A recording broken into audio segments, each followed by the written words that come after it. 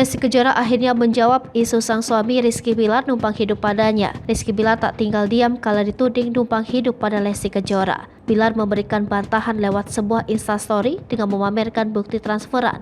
Rizky Bilar membongkar transferan senilai 6 miliar rupiah yang diberikan untuk Lesti Kejora. Melihat suaminya mati-matian membela diri, reaksi Lesti Kejora disorot.